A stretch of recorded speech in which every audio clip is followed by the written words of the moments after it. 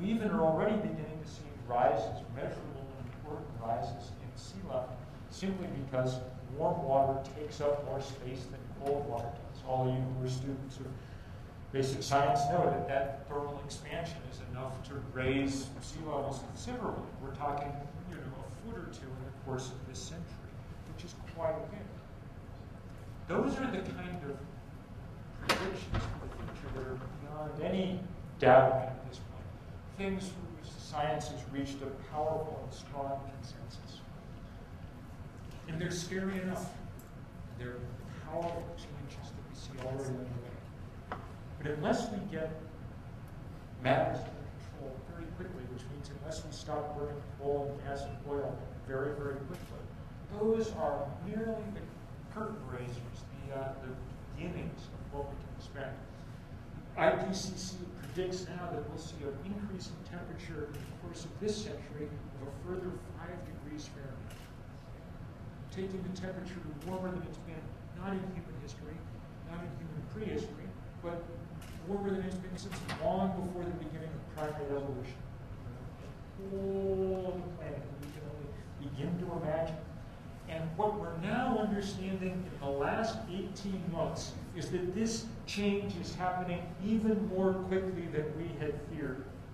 Every parameter that we can measure, the models are coming back showing that this is happening with enormous rapidity.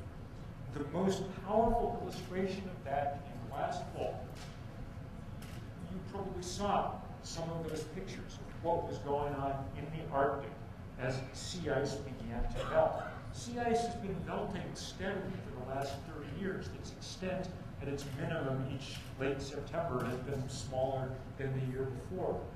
But that's been a fairly, it's been significant. The old record said in September of 2005, ice was about 25% smaller in extent than it had been in the period before 1970. So plenty easy to sort of see on a satellite picture. But not completely out of control. This year, completely out of control. We passed the old record for minimum ice extent in mid-August, and for weeks after that, we're losing an area of ice the size of California every week. When the long Arctic finally descended around the 1st of October and ice began slowly to refreeze again, we've broken the old record by about 25%. The headline on the front of the New York Times said, "Scientists shaken by rate of Arctic melt." And they were shaken because, like many other things, it's coming in either at the very top of the predicted range or off it altogether.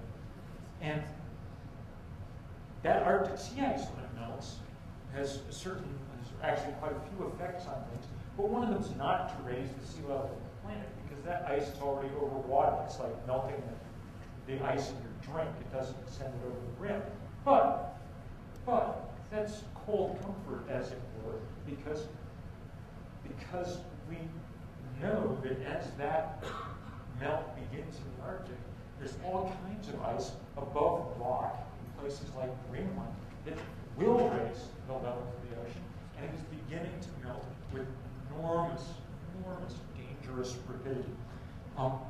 We'd assumed that ice shelves above Greenland were stable on a scale of centuries anyway, because it's an ice sheet a mile and a half thick. How do you go about getting it to start to melt? It's a lot of inertia in that kind of system. It turns out we were over-optimistic. The computer models had assumed that as you raise the temperature, the snow on the very top level of that mile and a half thick sheet of ice would start to melt every year, but that the water would politely evaporate off into the atmosphere.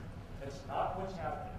As that water melts, it's finding holes, cracks, fissures in the ice, quickly cascading down to the bottom of that sheet where it serves to grease the skids for it to slide into the ocean.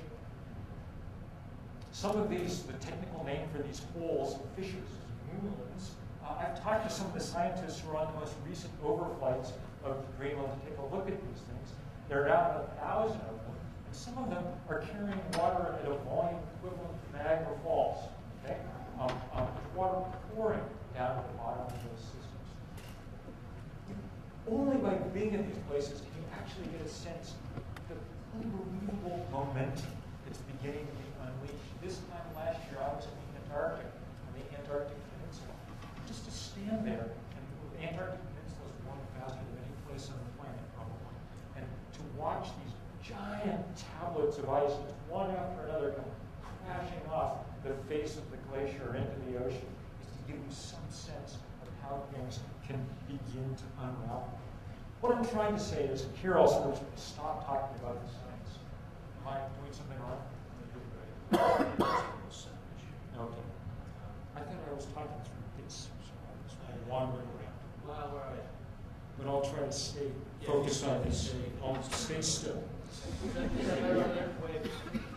I'll go back now and start over. What I'm trying to say is this is not a future problem in any way, shape, or form. Okay?